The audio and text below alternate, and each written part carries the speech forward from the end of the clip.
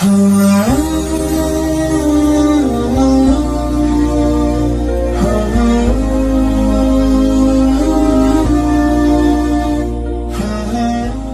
kali Nabi kumpul para sahabat.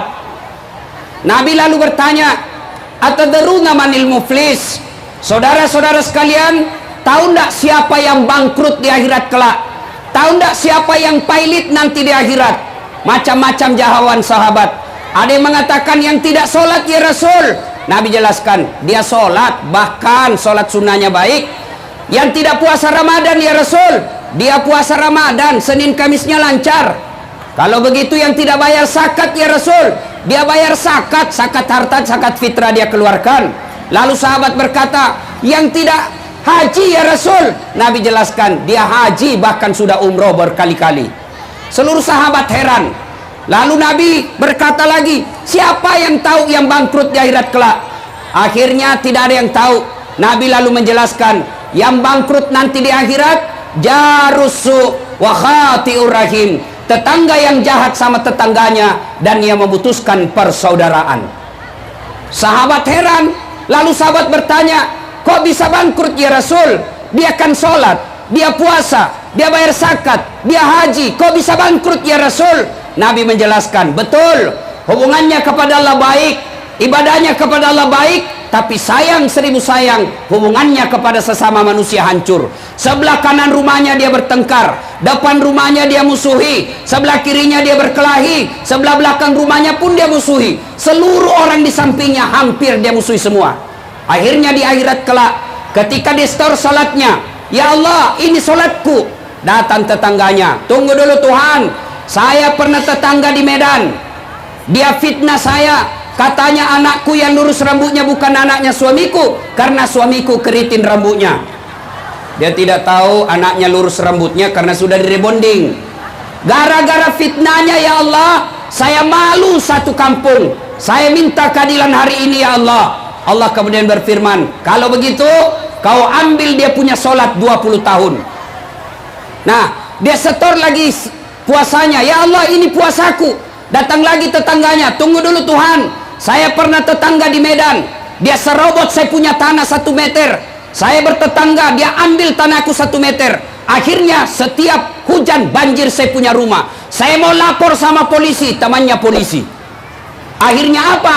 Saya kehilangan tanah 1 meter, saya minta keadilan hari ini. Allah berfirman, ya sudah, kalau begitu ambil puasanya 20 tahun. 20 tahun, habis puasanya 20 tahun. Datang lagi dia setor lagi zakatnya, ya Allah ini zakatku. Pernah lagi dia datang, ya Allah saya pernah berkantor sama-sama di kantor wali kota Medan, dia fitnah saya, katanya mobilku hasil korupsi. Gara-gara fitnahnya saya tidak diangkat-angkat jadi pegawai negeri, saya hanya jadi pegawai honor, tidak ada namaku di K1, tidak ada namaku di K2. Saya tanya, kalau tidak ada namamu di K1, tidak ada namamu K2, kau pulang rumahmu cari di KK, pasti ada. Akhirnya saya tidak diangkat-angkat jadi pegawai, saya minta keadilan ya Allah. Allah berfirman, ya sudah, kalau begitu ambil zakatnya 20 tahun, habis sholatnya, habis puasanya, ambil zakatnya, dia setor pula hajinya. Ya Allah ini hajiku. Datang lagi, ya Allah saya pernah sama-sama caleg di Sumatera Utara, dia fitnah saya, dia sebarkan fitnah, akhirnya saya tidak terpilih, saya minta keadilan hari ini ya Allah. Allah berfirman, ya sudah ambil hajinya. Habis sholat, habis zakat, habis puasa, habis haji, masih ada yang datang, ya Allah saya juga pernah disakiti, saya minta keadilan hari ini ya Allah. Ini yang tadi banyak amalnya lalu berkata, ya Allah bagaimana lagi, sudah habis amalku. Lalu Allah berfirman, supaya adil ambil dosa-dosanya orang yang pernah kau sakiti hatinya. Inilah yang disebut bangkrut, habis amal kebaikannya, dosa-dosanya orang masuk kepada dirinya. Nah, agar kita tidak termasuk orang yang bangkrut, memutuskan persaudaraan, maka Polda Sumatera Utara mengajak kita hadir di tempat ini untuk apa? Agar kita bersatu dan tidak berpecah belah. Ibu bapak, saudara-saudara sekalian yang saya hormati, mari kita simak lebih jauh. Kenapa orang berpecah belah? Apa sebab orang bertengkar? Apa sebab orang bermusuhan? Satu, yang paling aktual sekarang, orang bermusuhan, orang berpecah belah gara-gara apa? Pemilu. Iya, ibu-ibu, jangan pecah belah gara-gara pemilu, jangan bertengkar gara-gara pemilu. Pemilu adalah pesta. Ibu, kalau saya tanya, kalau ibu bercerita pesta, apa yang ada di otak ibu? Kalau kita ingat-ingat pesta, apa yang ada di benak kita? Pasti senang-senang, kita gembira-gembira. Pesta pengantin, pesta ulang tahun, tidak ada orang datang pesta pengantin takut, kecuali yang ada selingkuhnya di sana, dibawa istrinya, takut itu. Ya, pesta demokrasi ini pesta 5 tahunan. Jangan ibu takut, jangan berpecah belah. Kenapa pemilu biasa pecah belah? Kenapa biasa pemilu bisa ribut? Satu penyebabnya pemilu bisa ribut, gara-gara apa? Politisinya sendiri. Caleg, ayo silakan paparkan visi misimu. Jangan kau sogok rakyat, jangan bawakan sembako rakyat, jangan bodoh-bodohi rakyat. Paparkan saja visi misimu. Ibu-ibu, bapak-bapak mau lihat caleg yang baik atau tidak? Lihat balehonya, apa bahasanya. Saya doktor di bidang ilmu komunikasi. Dari kalimat yang ada di baleho, saya bisa tahu ini beleng-beleng atau cerdas. Tahu beleng-beleng? Beleng-beleng tahu? Itu kalau di Sulawesi Selatan, beleng-beleng itu bahasa Indonesianya dungu. Tahu dungu? Tahu dungu? Minum es krim dia tiup. Nah, itu dungu itu. Beleng-beleng. Bisa ditahu dari mana bahasanya. Coba lihat, kadang-kala ada caleg nggak masuk akal bahasanya. Lahir dari rakyat, hidup untuk rakyat, mati untuk rakyat. Apa maksudmu, bos? Perjelas. Bikinlah program, misal kalau saya terpilih anggota DPR, garam di Kota Medan gratis, jelas. Ya, maka caleg tolong jangan bodoh-bodohi rakyat. Rakyat juga jangan memeras caleg. Diajak sosialisasi langsung dia bilang, wane piro. Nih. Ibu sekarang ini majelis taklim pandai juga dia politik praktis. Ada caleg datang, Pak, majelis taklim saya 300 orang. Aman Pak, saya bisa kendalikan, tapi tolong belikan seragam. Ayo. Malah ada dia tulis, siap menerima serangan fajar. DPR RI 700.000, DPR Provinsi 500.000, DPR Kota 300.000, jumlah suara 9. Kehidupan kerasmu. Bapak ibu saudara-saudara sekalian, saya mau tanya ibu-ibu. Halo ibu, bu, halo ibu, ada ndak orang yang jadi kaya karena menerima sogokan pada hari pencoblosan? Ada? Paling 300.000. Ibu dikosogok 300.000 jadi kaya ndak? Bapak-bapak kalau tidak terima sogok 300.000 jadi miskin apa tidak? Tidak pengaruh. Tapi kalau menerima 300.000 demi Allah, tidak diterima amal ibadah Ramadannya, tidak diterima amal kebaikannya selama 40 hari 40 malam.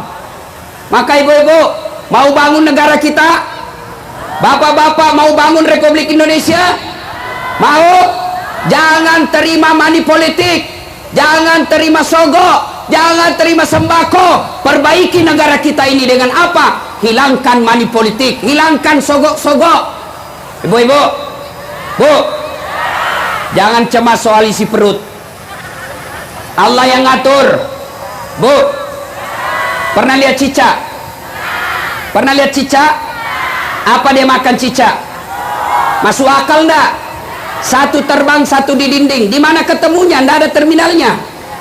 Satu terbang, satu di dinding. Tapi Allah yang ngatur rezekinya cicak. Masih ingat lagu kita waktu kecil? Cicak-cicak di dinding, diam-diam merayap, datang seekor nyamuk. Nyamuk yang datang. Lagu tidak mengatakan cicak lompat ke nyamuk. Udah setengah mati. Itu lagu dulu waktu kita kecil. Dulu lagu-lagu kita waktu kecil bagus-bagus, mendidik. Ya, lagu kita waktu kecil kalaupun dandut apa? Mengapa mengapa minuman itu haram? Karena merusak kepikiran. Mengapa mengapa berzina juga haram? Karena itu cara binatang. Mengapa semua yang enak-enak itu diharamkan? Mengapa semua yang asik-asik juga diharamkan? Jawabannya apa? Itulah perangkap setan, umpannya ialah bermacam-macam kenikmatan. Dulu lagu kita dulu. Sekarang lagunya anak-anak apa? Pulang-pulangku berbadan dua. Hancur kau cilaka. Ayo Bapak saudara-saudara sekalian, pertama yang bisa merusak pemilu kita adalah politisinya, calegnya. Yang kedua yang bisa merusak pemilu kita, tim sukses. Ini kadangkala tim sukses sendiri. Disuruh bikin baleho 10, 3 aja dibikin. Ditanya mana yang 7, dia bilang kena angin komandan. Ada tim sukses di sini? Ada. Biasanya itu tim sukses itu kontraktor. Iya. Ibu-ibu, pernah dengar cerita kontraktor di akhirat? Pernah dengar cerita kontraktor di akhirat? Ini SMS lah, ini penghuni sorga dengan penghuni neraka. Dia bilang penghuni sorga, bagaimana kabarmu di situ mas bro? Dia bilang, nggak ada enaknya di sini, di blender terus kita. Kamu bagaimana kabarmu di sorga? Masya Allah, enak betul di sini. Akhirnya berkata ini yang dari neraka, mas bro, bolehkah kami jalan-jalan ke sorga? Boleh lah, tapi bagaimana caranya?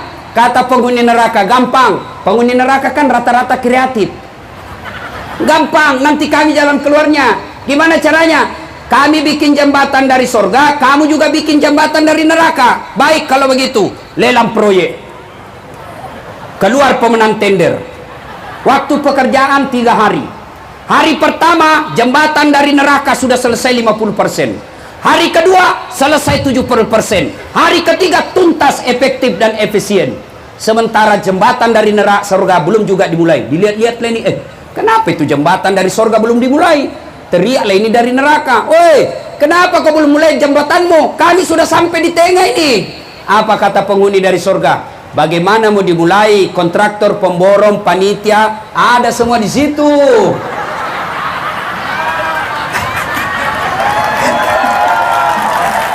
Di sini hanya anak yatim piatu. Pak Imam dah tahu komputer, salah campur semennya. Anggota DPR ketawa-ketawa, kami tidak masuk di situ, Ustaz. Pernah juga dengar ceritanya anggota DPR di akhirat, Ibu?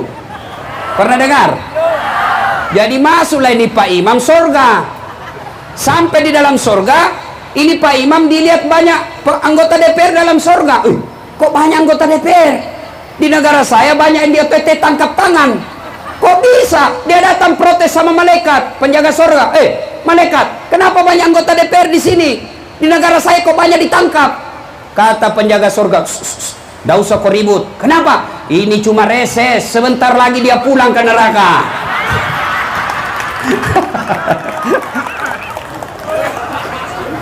Satu, yang menyebabkan kita ribut pemilu, politisi.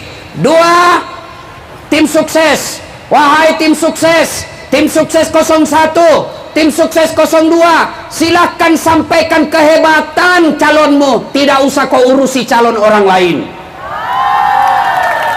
Silahkan kau sampaikan apa prestasi calonmu, tidak usah kau urusi kejelekan calon orang lain. Aman. Yang ketiga, yang bisa menyebabkan ini pemilu ribut, apa? Hoax. Ibu-ibu tahu hoax? Tahu hoax? Sepupu satu kali dengan fitnah, bersaudara dengan cerita bohong. Jangankan dalam Islam, jangankan berita bohong, berita benar saja tidak boleh diedarkan apabila itu mengancam kemaslahatan.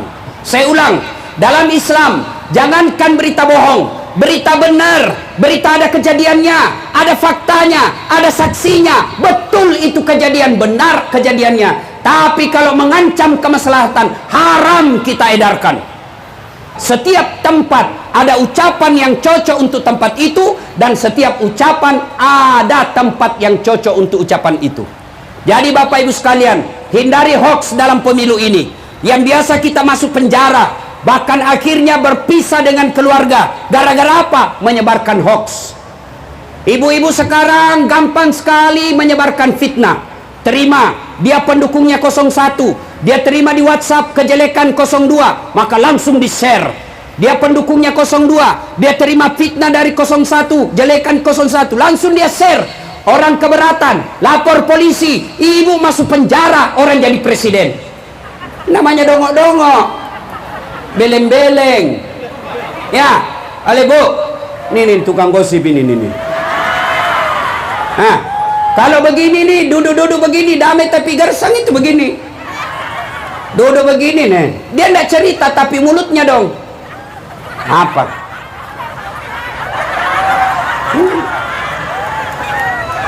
Saya tadi lewat, ada yang gosip saya sedengar.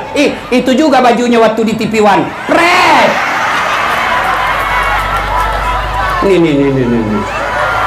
Ibu, yang tukang gosip itu suka ikut campur kan? Iya, biar bukan urusannya dia campuri juga. Orang yang suka ikut campur nanti takdirnya seperti tauge. Tahu toge? Tahu toge bu? Coba lihat toge. Di mana-mana dia ikut campur. Gado-gado, pecel, tahu isi, sop Banjar, tahu soto Betawi, selalu ikut campur. Maka karena dia selalu ikut campur, Allah takdirkan toge tidak ada yang lurus, semuanya bengkok. Makanya kalau ada di Medan pagi-pagi gosip teriaki, toge nih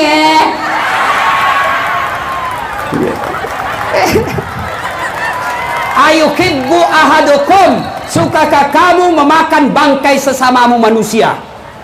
Hindari hoax. Yang keempat, yang bisa menyebabkan putusnya persaudaraan, ini tadi hoax. Sekarang yang keempat, yang bisa memutuskan persaudaraan apa? Sangka buruk. Tahu sangka buruk? Contoh, ada ibu-ibu Bayangkari di sini? Ada? Sangka buruk, telepon suaminya tidak dijawab, mulai bersangka buruk. Pasti ketemu lagi pacarnya yang SMA itu. Sangka buruk. Kalau ibu mau sangka baik, tenang perasaan, telepon suami tidak dijawab. Oh, suamiku lagi sholat duha. Tenang perasaan. Telepon 2 kali tidak dijawab. Oh, suamiku lagi menghadap Kapolda. Tenang perasaan. Telepon lagi tidak dijawab. Oh, mungkin suamiku lagi buang air besar. Masa kita mau dengar telepon? Sedih. Nih ibu-ibu ini suka sangka buruk sama suaminya. Dia jadikan suaminya tahanan kota, wajib lapor 24 jam. Baru keluar suaminya 1 jam menelpon. Di mana kau pak? Saya di kantor, jangan ribut-ribut di negara. Di mana kau? Nih. Ada begitu di sini? Gak ada. Pret. Ada juga ibu-ibu suaminya AKBP, dia jadi kombes. Ada. Kata tawan saya, mana ada polisi tidak takut sama istrinya. Iya. Langsung kawan saya bilang, sebenarnya itu polisi tidak takut sama istrinya Ustadz. Cuma ini istri selalu melapor sama istrinya komandan. Dan komandan juga takut sama istrinya.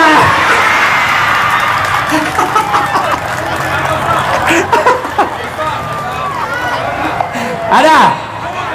Masya Allah. Ada bapak-bapak sini takut sama istrinya? Ada? Berhenti kau jadi laki-laki.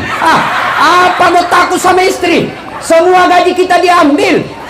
Belum naik saja gaji dia sudah tahu. Bahkan dia belum terima sih, dia pikir bulan depan apa saya cicil ini. Mana caranya? Gaji semua 100% diambil. Kita belikan mobil, dibelikan rumah, dibelikan gencungnya pun kita beli. Sampai tawasnya pun kita yang belikan. Baru mau takut sama istri. Apa ini tuh? Orang bilang, Ustadz tidak takut sama istri. Ngapain saya mau takut sama istriku? Cuma istriku lebih berani dari saya.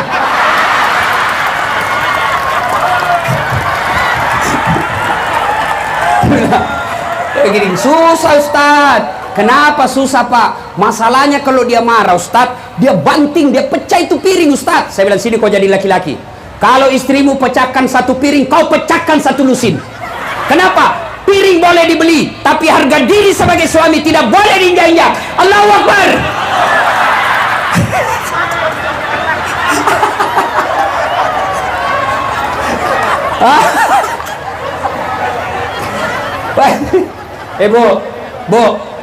Bu, sayangi suami Bu. Nggak gampang itu jadi suami, apalagi kalau suaminya polisi, kasihan. Di jalan tiup asap knalpot, dimaki-maki sama pengendara, kadangkala diinjak sepatunya sama motor, di kantor dimarah-marah sama komandan, kadangkala ditunjuk perutnya, siap komandan, siap salah, salah. Coba sampai di rumah dimaki-maki lagi sama istrinya. Ngapain kau tidak lawan itu komandanmu? Apa mau dilawan? Nah, dia komandan. Ini ibu-ibu ini suka menyiksa suaminya. Ayo Bu, baik sangkalah sama suami. Demi Allah, Nabi pernah jelaskan, andai saja boleh manusia sujud kepada sesamanya manusia, maka istri saya wajibkan sujud di depan suaminya.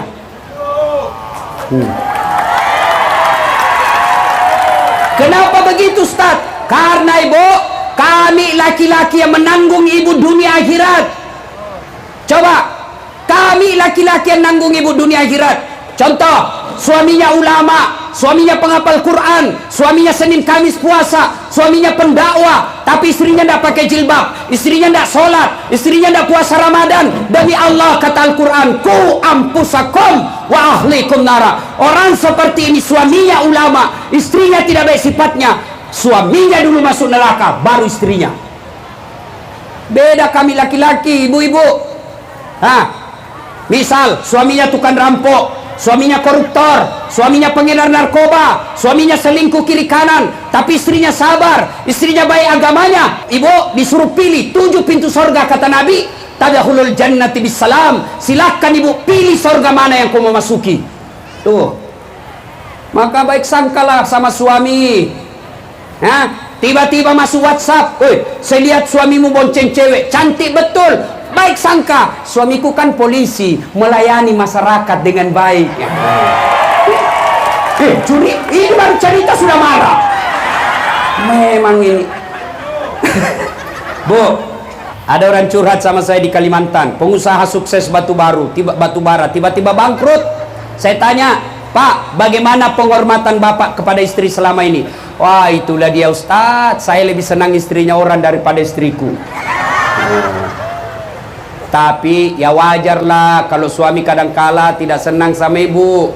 Gimana, ibu tidak pernah cantik di rumah, suaminya pulang daster tinggi sebelah, tidak sikat gigi, kasih bedak yang dari beras, dikasih ketimun matanya, nonton film India, dibandingkan suaminya Sahrul Khan, dia kasih naiklah kakinya, makan kacang, pegang remote. Datang suaminya menguap, angkat ketek. Bagaimana suamimu tidak tekanan batin? Di kantor pelayanannya eksekutif, naik pesawat bisnis kelas, sampai di rumah pelayanan kelas ekonomi. Bagaimana suami mau betah? Bu, coba mulai sebentar malam, cantik-cantiklah. Mau pulang suami sambutlah dengan lagu Bila Kamu di Sisiku, hati rasa syahdu. Itu ibu-ibu dulu, marah-marah suaminya dia tidak marah, dia dengar suaminya, kadangkala pun suaminya marah, berantakan rumahnya, istrinya nyanyi aja, insaflah wahai manusia. Itu ibu-ibu dulu. Sekarang ibu-ibu apa lagunya? Yo ayo, yo, kayak orang kesetrum.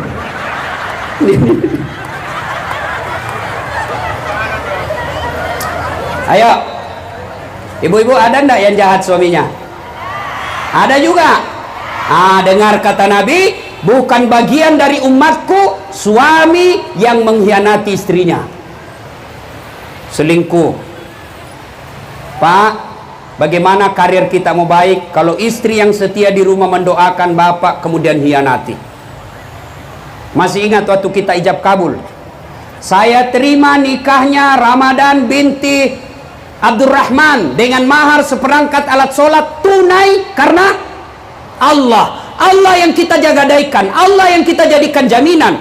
Lalu ketika Allah kita jadikan jaminan, lalu kita sengsarakan anak gadisnya orang, Allah pasti marah. Kapolda saja kita jadikan jaminan, marah ketika namanya kita rusak. Saya saja polisi tidak pernah merusak nama baik saya, kau justru merusak nama aku, saya pecat kamu.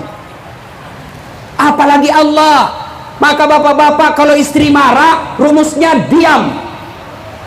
Tidak usah. Kalau ibu-ibu ngomel, diam, biar dijelaskan, tidak masuk di akalnya. Apalagi kalau perempuan sudah bilang pokok, sudah, lebih diam. Kalau perlu makan obat tidur. Ini perempuan dijelaskan satu, muncul pertanyaan dua, dijelaskan dua, muncul pertanyaan tiga, clear semuanya, dia ungkap lagi 10 tahun yang lalu.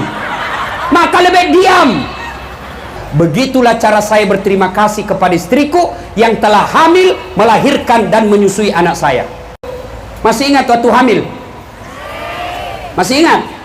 Enak enggak? Ibu-ibu hamil tidak ada enaknya, tidur pun setengah mati. Poso, sesak napas, satu aja gayanya, gaya pasrah. Jalan aja. Ibu-ibu sudah hamil, melahirkan. Masih ingat waktu melahirkan, Bu? Ada ndak ibu-ibu melahirkan senyum? Mentang-mentang istri Kapolda melahirkan senyum? Ndak ada. Keluar kona. Tidak. Tetap. Ya, Bu. Paling kita laki-laki setengah matinya ketika apa? Ngidam. Masih ingat waktu ngidam? Sampai ada ibu-ibu yang bapak yang minta, Ustadz, apa doanya supaya berhenti istri ngidam? Saya bilang, ngidam apa istrinya, Pak? Dia bilang, nanti dia bisa tidur dengan tenang kalau dia lihat saya di atas lemari. Sebenarnya kau dia bodoh-bodohi kau itu, berhenti kau. Jadi kalau istrinya mau tidur jam 9, setengah 9 sudah naik lemari. Sudah berhenti kau, tidak ada itu. Mana ada ngidam orang bule? Tidak ada. Mana ada orang ngidam orang Arab? Tidak ada. Kalau ada ngidam itu dalam Islam pasti ada hadisnya. Tidak ada itu ngidam, hanya ada di Indonesia dan Malaysia. Istri saya waktu ngidam, dia bilang, tidak ada ngidam, berhenti. Yang ketiga, bapak kalau marah sama istri, bayangkan bagaimana susahnya menyusui. Masih ingat waktu menyusui, Bu? Masih ingat? Susah kan? Apalagi waktu usianya 7 bulan. Tumbuh giginya, Bu. Langsung dibayangkan dirinya. Masih ingat, Ibu? Ayo. Begitu digigit, apa, Ibu? Awit tempelek. Hei, kau gigit saya. Tidak. Nah, lepas kena.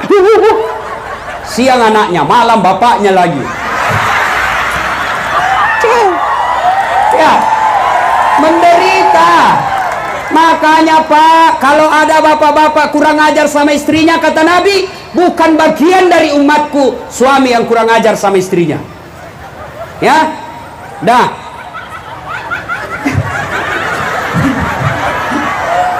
Berhentilah sangka buruk. Ya, Bu-ibu. Apalagi?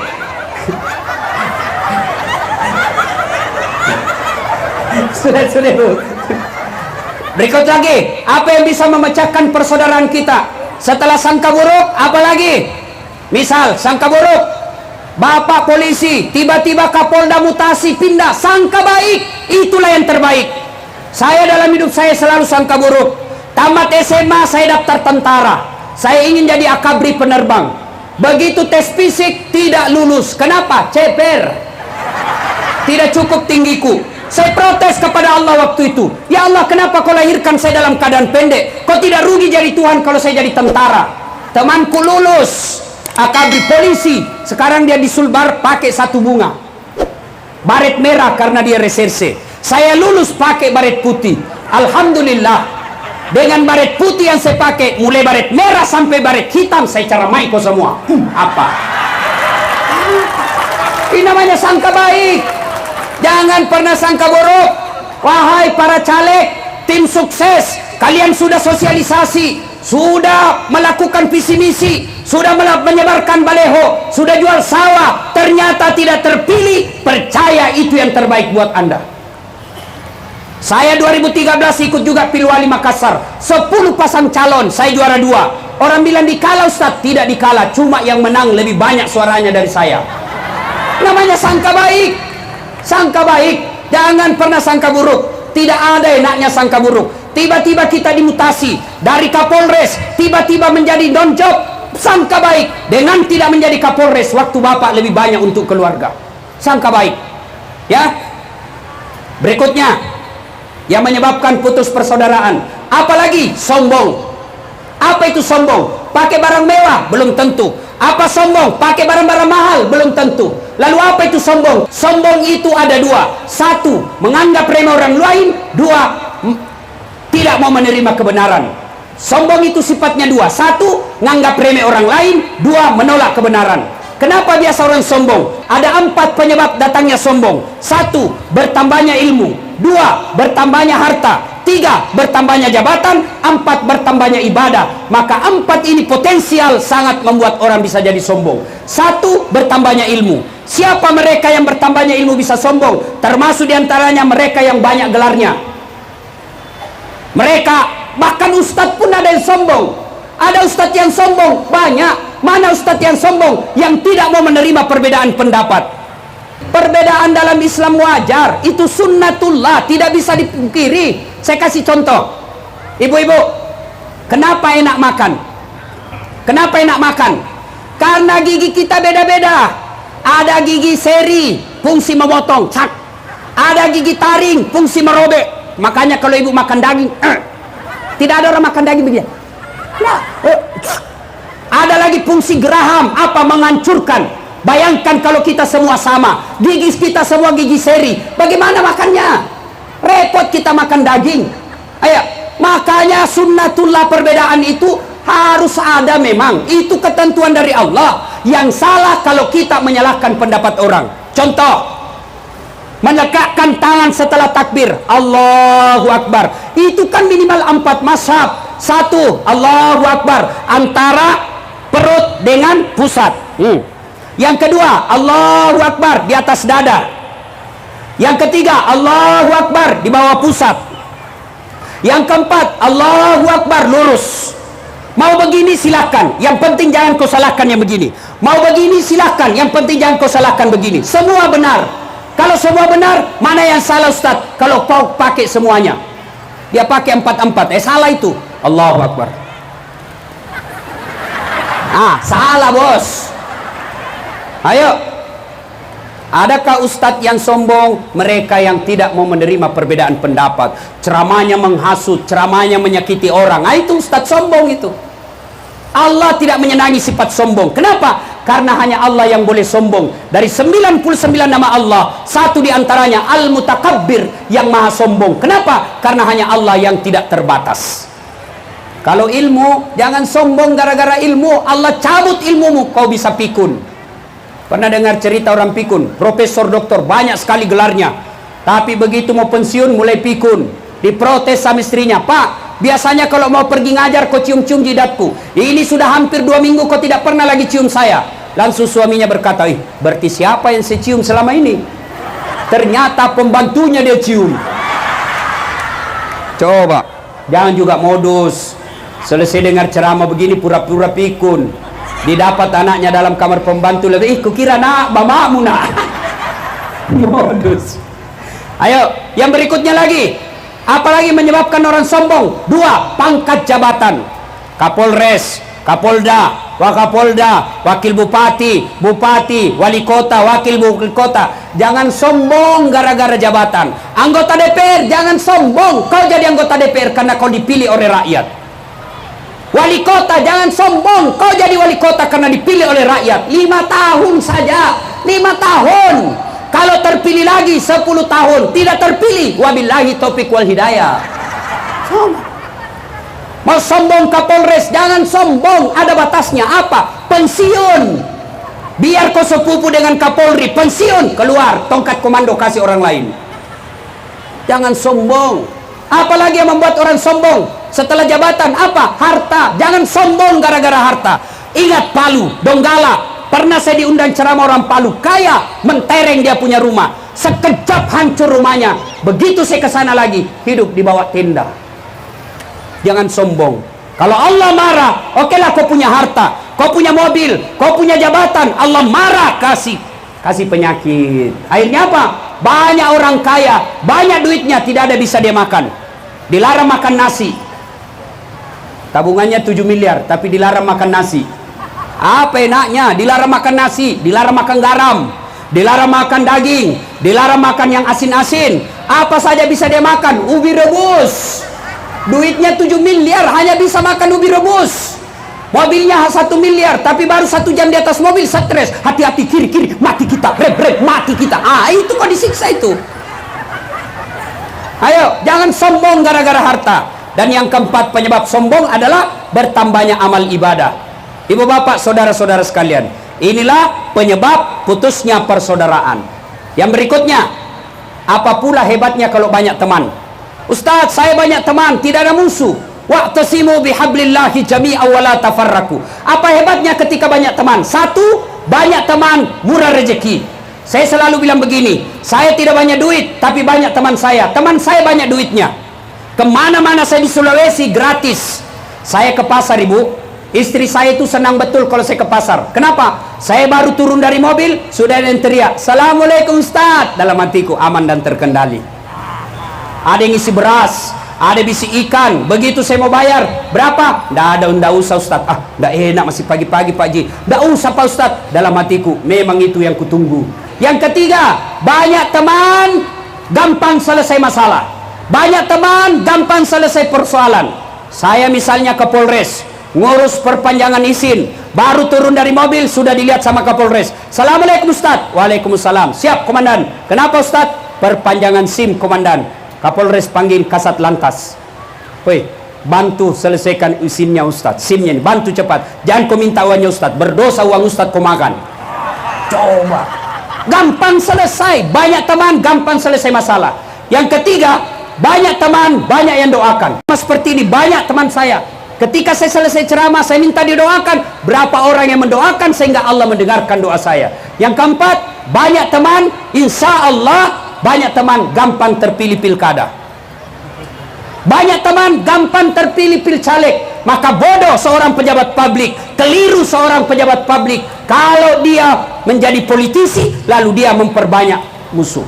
Banyak teman, banyak persaudaraan. Wa'tasimu bihablillahi jami'an wa la tafarraku. Rasulullah sallallahu alaihi wasallam bahkan menjelaskan, innamal mu'minuna ikhwa. Umat Islam itu seperti badan ini. Coba lihat badan kita, Pak. Ibu-ibu, coba lihat tangan kita. Tangan kanan gatal tanpa disuruh kiri yang garu. Iya toh? Tangan kiri yang gatal tanpa diundang kanan yang garu. Gatal dua-duanya, kerjasama. Coba lihat, kita jalan malam-malam, tahan tuh kakinya. Kaki tahan tuh, langsung mulut berteriak. Waduh, sakitnya. Mata mencari mana yang luka. Mulut meniup. Tangan mencari dan mengobatinya. Tidak ada orang jalan kakinya. Tahan tuh, rasa, siapa suruh kopi jalan kau terus, jalan kau. Begitu mestinya kita di Sumatera Utara. Bapak masyarakat Sumatera Utara, sampaikan kepada orang, jangan kau ganggu Kapoldaku, jangan kau ganggu polisiku, jangan kau ganggu tentaraku, jangan kau ganggu pejabatku, kau ganggu mereka. Kami masyarakat Sumatera Utara kau lawan. Begitu juga sebaliknya, polisi berkata, jangan kau ganggu masyarakat saya, jangan kau ganggu masyarakat Sumatera Utara, kau ganggu mereka, saya tembak kepalamu, saya penjara kau. Begitu mestinya, satu sakit, yang lain ikut merasakan. Itu yang disebut persaudaraan. Bapak, saudara-saudara sekalian, tidak ada untungnya berpecah belah. Maka Rasulullah sallallahu alaihi wasallam mengajarkan umat ini harus bersatu. Terjadi unjuk rasa di negeri Jasmania. Apa sebabnya? Terjadi sangka buruk. Kata tangan, mulut, mulai hari ini saya tidak mau menyuap kau. Kenapa? Setengah mati ku suap kau mulut, kenapa perut kenyang? Dia tidak bekerja, kok dia pikir kenyang? Kata kaki, betul, saya setengah mati melangkah, kenapa perut kenyang? Dia tidak bekerja. Kata mata, betul semua sampean, saya setengah mati mencari mana yang enak, kenapa perut kenyang? Akhirnya apa? Rapat darurat.